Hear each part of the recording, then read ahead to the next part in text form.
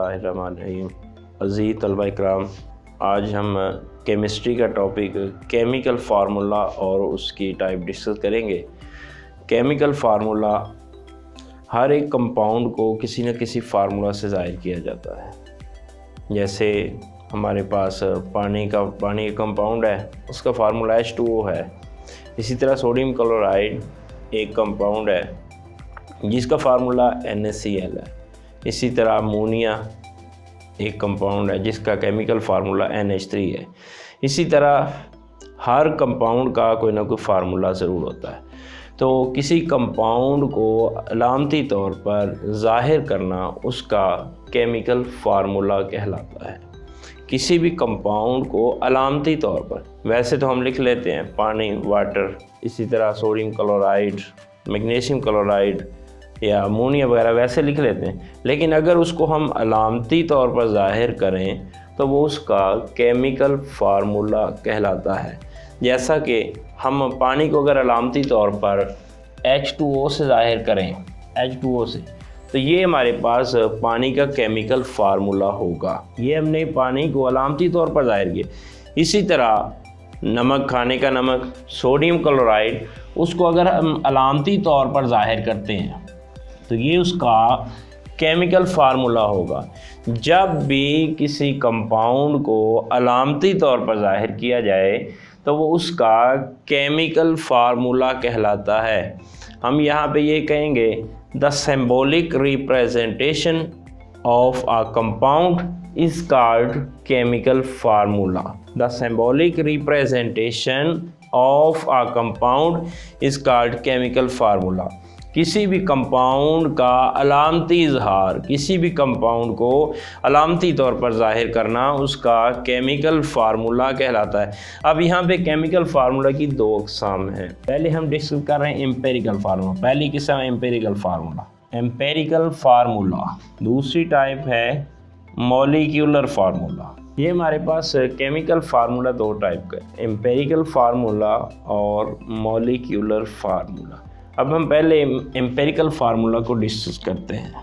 Empirical formula किसी compound का simplest formula, सादा तरीन फार्मूला होता है। और ये किसी कंपाउंड का वो फार्मूला होता है जो उसमें मौजूद एटम्स के दरमियान सादा तरीन निस्बत को ज़ाहिर करे। ये simplest formula of a compound is called empirical formula. किसी कंपाउंड का सादा तरीन फार्मूला एम्पेरिकल फार्मूला कहलाता है और ये किसी भी कंपाउंड में मौजूद एटम्स के दरमियान सिंपलेस्ट होल नंबर रेशो, सादा तरीन अद्दी निस्बत को ज़ाहिर करता है।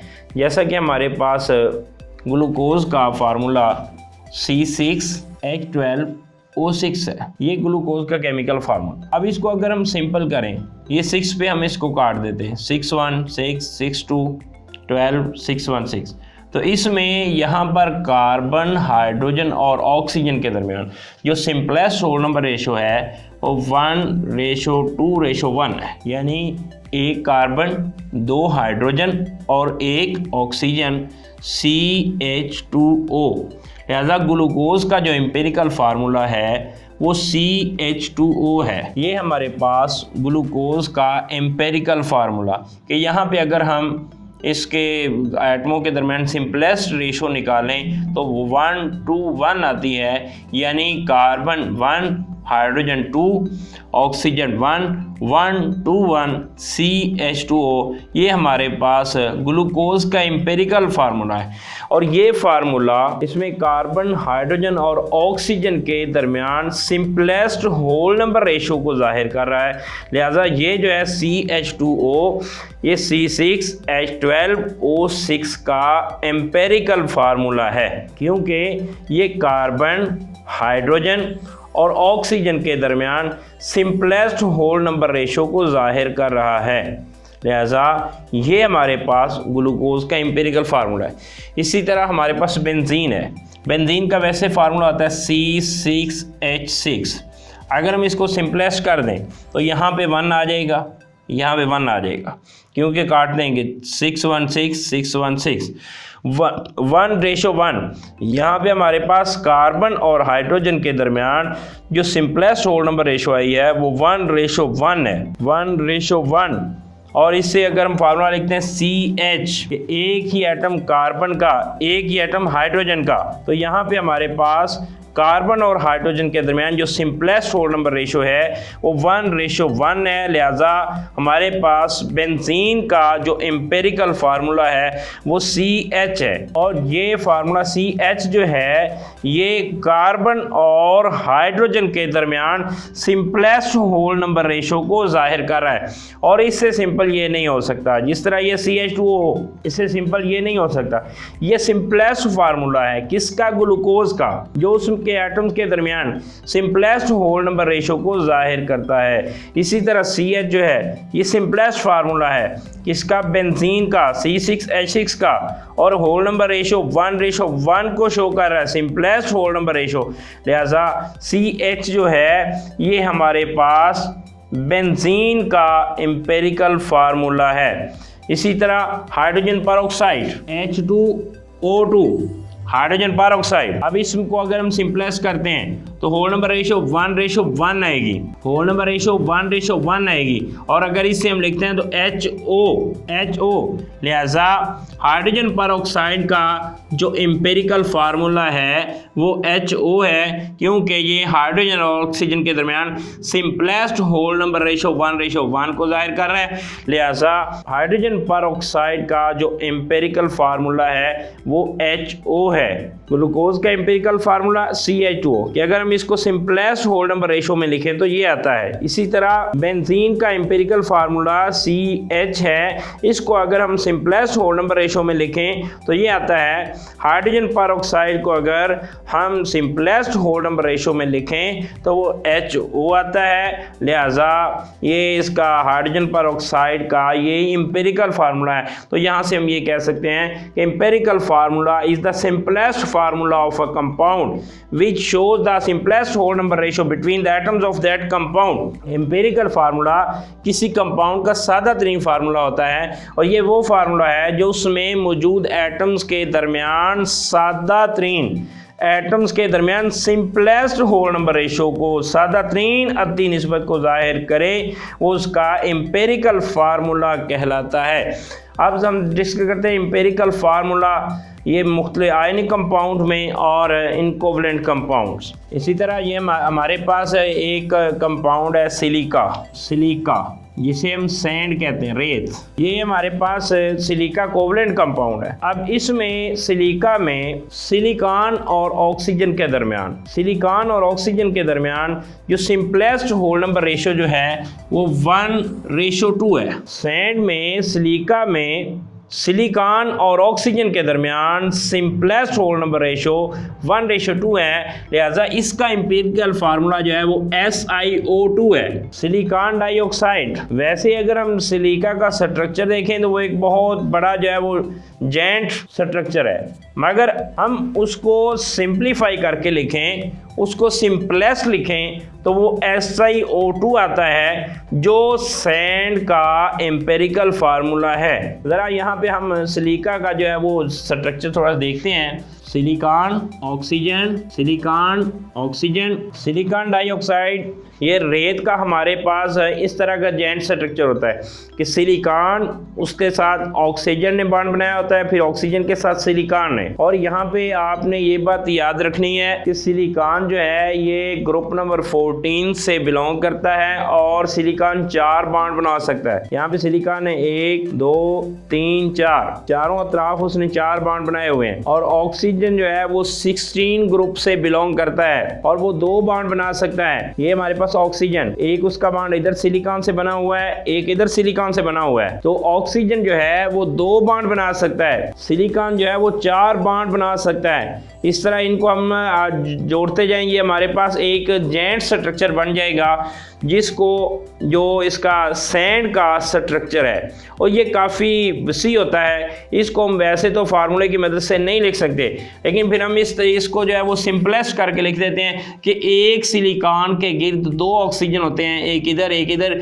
तो इसको हम इतने हिस्से को ले लेते हैं SiO2 सिलिकॉन डाइऑक्साइड। ये हमारे पास सिलिका सैंड का जो सिंपलेस्ट फार्मूला है वो SiO2 है, जो कि इसका सिलिका का एम्पिरिकल फार्मूला है। वैसे तो उसका मुकम्मल फार्मूला जो है वो नहीं लिखा जा सकता, हम सिलिका को सिर्फ उसके सिंपलेस्ट फार्मूला से ही लिख सकते हैं, जो कि इसका एम्पेरिकल फार्मूला है। लिहाजा सिलिका का एम्पेरिकल फार्मूला जो है वो SiO2 है। SiO2 जो इसके सिंपलेस्ट होल नंबर रेशो, इसके एटम्स के दरमियान जो है वो सिंपलेस्ट होल नंबर रेशो को जाहिर करता है। एक सिलिकॉन के गिर्द 2 ऑक्सीजन अटैच होते हैं। सिलिकॉन डाइऑक्साइड SiO2 ये इसका सिलिका का एम्पिरिकल फार्मूला है, जो उसके एटम्स के दरमियान जो है वो सादा तरीन अद्दी निस्बत को जाहिर करता है। अब इसी तरह आयनिक कंपाउंड में हमें इस बात का पता है कि आयनिक कंपाउंड जो है वो 3 डायमेंशनल होते हैं, 3 डायमेंशनल, और उनमें हर आयन अपने ऑपोजिटली चार्ज आयन के गिर्द घिरा होता है। Empirical formula in ionic compounds, ionic compound जो होते हैं वो 3 डायमेंशनल स्ट्रक्चर में होते हैं और उसमें हर आयन अपने ऑपोजिटली चार्ज आयन के गिर्द घिरा होता है। जैसा कि यहाँ पे हम सोडियम क्लोराइड का एक स्ट्रक्चर ले रहे हैं, 3 डायमेंशनल स्ट्रक्चर। यहाँ पे अगर हम Na ले रहे हैं पॉजिटिव, तो यहाँ पे Cl, इधर Cl और इधर Cl के एक पॉजिटिव के गिर्द बाकी नेगेटिव होंगे। Na पॉजिटिव, Cl नेगेटिव, इधर Cl नेगेटिव, इधर Cl नेगेटिव। अब यहाँ पे Cl आ गया तो यहाँ पे Na पॉजिटिव आएगा, यहाँ पे Na पॉजिटिव आ गया तो यहाँ पर Cl नेगेटिव आएगा, यहाँ पे Cl नेगेटिव आ गया तो यहाँ पर Na पॉजिटिव आएगा। ये हमारे पास आयनिक कंपाउंड सोडियम क्लोराइड का एक स्ट्रक्चर है।